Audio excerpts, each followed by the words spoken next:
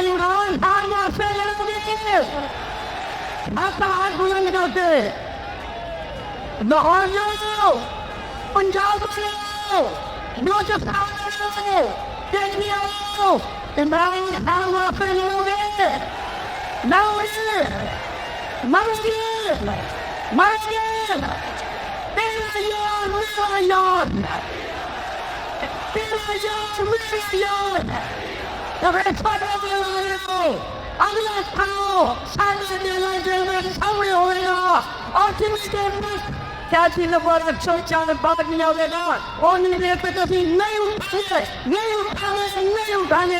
लाहौर में पाकिस्तान तहरीक इंसाफ का जलसा, पाकिस्तान भर से जैले मवेशी मंडी काना लाहौर की ग्राउंड में पहुंच गए। जबरदस्त रुकावटों के बावजूद पीटीआई के टाइगरों ने पंडाल तक पहुंचना अपना मिशन बना लिया। लाखों की तादाद में लाहौर में पीटीआई के जलसे को तारीखी बना दिया। जलसा में अचानक हमाद अजहर की एंट्री ने सबको हैरान कर दिया। जियालों के नारे, कैदी नंबर 804 को रिहा करो, इमरान खान जिंदाबाद, मेरा मुर्शद तेरा मुर्शद, इमरान खान को नारों से लाहौर गूंजता रहा। पाकिस्तान तहरीक इंसाफ के लीडरों की धुआंधार और शौला बयान तकरीरों ने जालों के दिलों को गरमा दिया।